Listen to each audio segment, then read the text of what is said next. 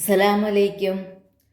പ്രപഞ്ചനാഥൻ്റെ പ്രഥമവും പ്രധാനിയുമായ പ്രവാചകൻ മുത്തു മുഹമ്മദ് മുസ്തഫ സല്ലല്ലാഹു അലൈഹി വസല്ലമയുടെ ജീവിത ചരിത്രമാണ് ഞാൻ നിങ്ങളിലെത്തിക്കുന്നത്. വീഡിയോ ഇഷ്ടപ്പെട്ടാൽ സബ്സ്ക്രൈബ് ചെയ്യാൻ മറക്കല്ലേ. നിങ്ങളുടെ ഓരോ സബ്സ്ക്രൈബും എനിക്ക് അടുത്ത ഭാഗം ചെയ്യാനുള്ള പ്രോത്സാഹനമാണ്. ഞാൻ നിങ്ങളുടെ പ്രോത്സാഹനം പ്രതീക്ഷിക്കുന്നു. ചരിത്രകഥയുടെ 8 ഭാഗങ്ങൾ ഞാൻ അപ്ലോഡ് ചെയ്തിട്ടുണ്ട്. കാണാത്തവർ അതുകൂടി കാണണേ. ഇത് 9ാം ഭാഗമാണ്. നബി സല്ലല്ലാഹു അലൈഹി വസല്ലമ്മയ്ക്കും ഖദീജ ബീബി റളിയല്ലാഹു അൻഹയ്ക്കും 2 ആൺമക്കളെ നഷ്ടപ്പെട്ട വേദന അവരെ അലട്ടിക്കൊണ്ടിരുന്നു. എങ്കിലും പെൺകുഞ്ഞുങ്ങളുടെ സാമീപ്യം അവർക്ക് ആശ്വാസം പകർന്നു. പെൺകുഞ്ഞുങ്ങൾ കടുത്ത അവഗണന അനുഭവിക്കുന്ന കാലമായിരുന്നു അത്. ഖദീജ ബീവിയും ഭർത്താവും മക്കളെ വളരെ ലാളിച്ചാണ് വളർത്തിയത്. അവർക്ക് വേണ്ടത്ര സ്നേഹവും വാത്സല്യവും നൽകി. ഖദീജ ബീബി റളിയല്ലാഹു അൻഹയ്ക്ക് കൂടെ കുറെ അടിമകളുണ്ടായിരുന്നു. സെയ്ദ് ഇബ്നു ഹാരിസ് എന്നു പേരായ ഒരു ബാലൻ അതിലൊരാളായിരുന്നു. ഖദീജ ബീബി റളിയല്ലാഹു അൻഹ ആ ബാലനെ ഭർത്താവായ മുഹമ്മദ് റസൂലുള്ളാഹി സ്വല്ലല്ലാഹു അലൈഹി വസല്ലമയ്ക്ക് സമ്മാനമായി നൽകി. അൽ-അമീൻ ആ കുട്ടിയെ അടിമത്തത്തിൽ നിന്ന് മോചിപ്പിച്ചു. സെയ്ദ് എൻ്റെ മോനാണ് എന്ന് മുഹമ്മദ് മുസ്തഫ സല്ലല്ലാഹു അലൈഹി വസല്ലമ തങ്ങൾ പ്രഖ്യാപിച്ചു. ഇത് സെയ്ദ് ഇബ്നു ഹാരിസ് അല്ല, ഇവൻ്റെ പേര് സെയ്ദ് ഇബ്നു മുഹമ്മദ് എന്നാകുന്നു എന്ന് പ്രഖ്യാപിച്ചു. നോക്കണേ, മുഹമ്മദിൻ്റെ മകൻ സെയ്ദ് സ്വന്തം ആൺമക്കൾ നഷ്ടപ്പെട്ടപ്പോൾ ഒരു അടിമക്കുഞ്ഞിനെ സ്വന്തം മകനായി വളർത്തുന്നു. ഒരു മകന് ലഭിക്കാവുന്ന എല്ലാ സ്നേഹവും സെയ്ദിന് ലഭിച്ചു. സ്വന്തം പിതാവായിട്ട് തന്നെ സെയ്ദ് നബി സല്ലല്ലാഹു അലൈഹി വസല്ലമയെയും കണ്ടു. ആളുകൾ സെയ്ദ് ഇബ്നു മുഹമ്മദ് എന്ന് വിളിച്ചു. ഇസ്ലാമില് ദത്തവകാശ നിയമം വന്നപ്പോഴാണ് ഈ പേര് മാറിയത്. ഖദീജയ്ക്കും സെയ്ദിനോട് വലിയ വാത്സല്യമാണ്. ഉന്നത ഗോത്രത്തിലാണ് സെയ്ദ് ജനിച്ചത്. ഒരു പോരാട്ടത്തിൽ ശത്രുക്കൾ പിടിച്ചുകൊണ്ടുപോയി. ഉക്കാള അടിമച്ചന്തയിൽ കൊണ്ടുപോയി വിറ്റുകളഞ്ഞു. 400 ദിർഹം കൊടുത്ത് ഖദീജ ബീബി റളിയല്ലാഹു അൻഹുവാണ് ആ കുട്ടിയെ വാങ്ങിയത്. കുറേ കാലത്തിന് ശേഷം സ്വന്തം ഗോത്രക്കാർ കുട്ടിയെ അന്വേഷിച്ചു വന്നു.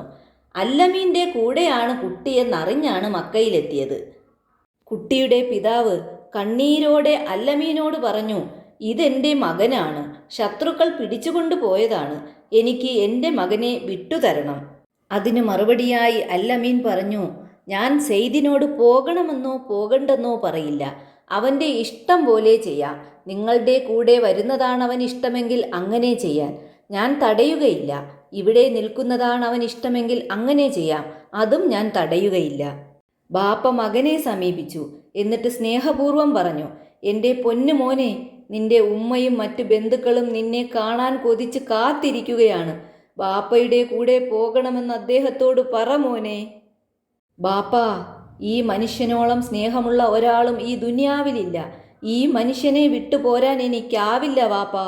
സെയ്ദ് റളിയല്ലാഹു അൻഹു എന്ന കുട്ടി കരഞ്ഞുകൊണ്ട് പറയുകയാണ്. നിനക്കിതെന്തു പറ്റി കുട്ടി? നമ്മുടെ വീടിനേക്കാളും ഇവിടത്തെ അടിമത്തമാണോ നിനക്കിഷ്ടം? ബാപ്പയും മറ്റുള്ളവരും ചോദിച്ചു. നിങ്ങൾക്ക് എപ്പോൾ വേണമെങ്കിലും ഇവിടെ വന്ന് എന്നെ കാണാമല്ലോ. ഇവിടം വിട്ടുവരാൻ എന്നെക്കൊണ്ടാവില്ല, കുട്ടി പറയുകയാണ്. ഇത് കേട്ടിട്ട് കുട്ടിയുടെ പിതാവ് അൽ-അമീനോടിങ്ങനെ പറഞ്ഞു, കുട്ടി താങ്കളെ എത്രമാത്രം സ്നേഹിക്കുന്നു. ഇത് കണ്ട് എനിക്ക് അതിശയമാകുന്നു. ഞാൻ ഇവനെ ഇവിടെ വിട്ടിട്ട് പോകുകയാണ്. ഇടയ്ക്കിടയ്ക്ക് ഞാൻ ഇവിടെ വന്ന് കുട്ടിയെ കണ്ടിട്ട് പൊയ്ക്കോളാം എന്ന് പറഞ്ഞ് സെയ്ദ് ഇബ്നു റളിയല്ലാഹു അൻഹയുടെ പിതാവ് മടങ്ങിപ്പോകുകയാണുണ്ടായത്. അങ്ങനെ റസൂലുള്ളാഹി സ്വല്ലല്ലാഹു അലൈഹി വസല്ലമ തങ്ങൾക്ക് 40 വയസ്സ് പിന്നിട്ടു. ഹിറാ ഗുഹയിൽ ദിവസങ്ങളോളം താമസിക്കാൻ തുടങ്ങി. ഗുഹയിലേക്ക് പുറപ്പെടുമ്പോൾ ഖദീജ ബീബി റളിയല്ലാഹു അൻഹ ഭക്ഷണ സാധനങ്ങൾ പൊതിഞ്ഞു കൊടുത്തുവിടും. പരിമിതമായ ആഹാരമേ വേണ്ടൂ. കൊണ്ടുപോകുന്ന ആഹാരം എത്ര ദിവസത്തേക്ക് വേണ്ടി വരുമെന്ന് ഖദീജ ബീബി റളിയല്ലാഹു അൻഹയ്ക്കറിയാം. ആഹാരം തീർന്നാൽ ഭർത്താവ് വീട്ടിലേക്ക് വരാറുമുണ്ട്. അവർ കാത്തിരിക്കും. ആഹാര സാധനം തീർന്നാലും ചിലപ്പോൾ വീട്ടിലേക്ക് വരില്ല. ഭാര്യയ്ക്ക് വെപ്രാളമാകും. ആഹാര സാധനം പൊതിഞ്ഞു കെട്ടി വേലക്കാരൻ്റെ കയ്യിൽ കൊടുത്തയക്കും. വളരെ ഉയരമുള്ളതാണ് ജബലന്നൂർ. കൂറ്റൻ പാറക്കെട്ടുകളാണ് നിറയെ. അവയെല്ലാം ചവിട്ടിക്കയറി മുകളിലെത്തണം. കാൽ വഴുതിയാൽ അനേകമായിരം താഴ്ചയുള്ള മലയടിവാരത്തിൽ ചെന്ന് വീഴും. നല്ല ആരോഗ്യമുള്ള ഒരാൾ 1 മണിക്കൂറിലേറെ കഠിന ശ്രമം നടത്തിയാലേ മലമുകളിൽ എത്തിച്ചേരൂ. അവിടെയാണ് ഹിറാ ഗുഹ. ആ ഗുഹയിലാണ് നബി സല്ലല്ലാഹു അലൈഹി വസല്ലമ തങ്ങൾ ഏകാന്തനായിക്കൊണ്ട് ഒറ്റയ്ക്കിരിക്കുന്നത്. ചിലപ്പോൾ ഖദീജ ബീബി റളിയല്ലാഹു അൻഹ ഭക്ഷണ സാധനവുമായി മല കയറി ചെല്ലും. എന്തൊരു ത്യാഗം! പ്രായം 55നോടടുത്ത വൃദ്ധയാണവർ. ഭർതൃസ്നേഹത്തിനും ആദരവിനും പരിചരണത്തിനും വയസ്സും അവശതയും തടസ്സമായിരുന്നില്ല. റസൂൽ സ്വല്ലല്ലാഹു അലൈഹി വസല്ലമ്മയ്ക്ക് അവരോടുള്ള സ്നേഹത്തിനതിരില്ലായിരുന്നു. ആ വർഷത്തെ റമളാൻ മാസം രാത്രി സമയം പെട്ടെന്നാരോ ഗുഹയിൽ പ്രവേശിച്ചു. പ്രവാചകൻ ഭയപ്പാടോടെ ചോദിച്ചു, ആരാണത്? മുഴങ്ങുന്ന ഒരു ശബ്ദമായിരുന്നു മറുപടി. ഇഖ്റ, വായിക്കുക എന്നർത്ഥം വരുന്ന അറബി പദം. എഴുത്തും വായനയും പഠിക്കാത്ത ഒരാളാണ് അല്ലമീൻ, പിന്നെങ്ങനെ വായിക്കും? നബി മറുപടിയായി പറഞ്ഞു, മാ അനബിഖാരിഹിം, ഞാൻ വായനക്കാരനല്ല. പെട്ടെന്ന് ആഗതൻ അല്ലമീനെ കെട്ടിപ്പിടിച്ചു. എന്തൊരസ്വസ്ഥത!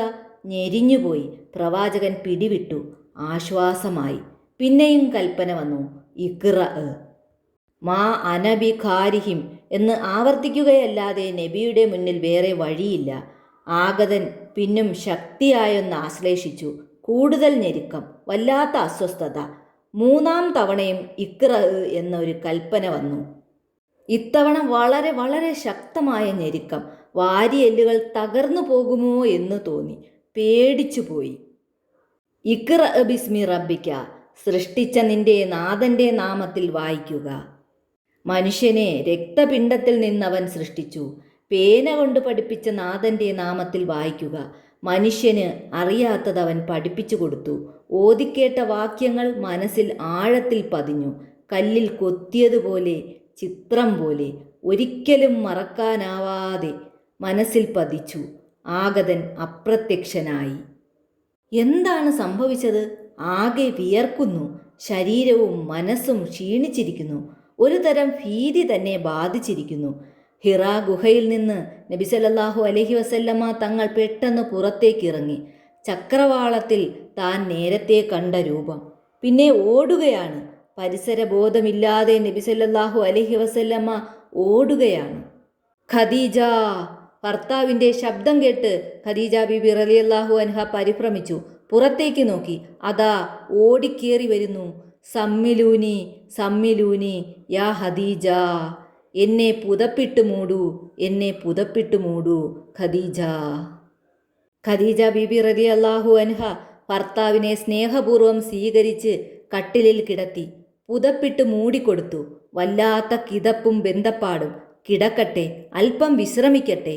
അല്പം കഴിഞ്ഞപ്പോൾ ഖദീജ ബീബി റളിയല്ലാഹു അൻഹ ചോദിച്ചു, എന്താണുണ്ടായത്?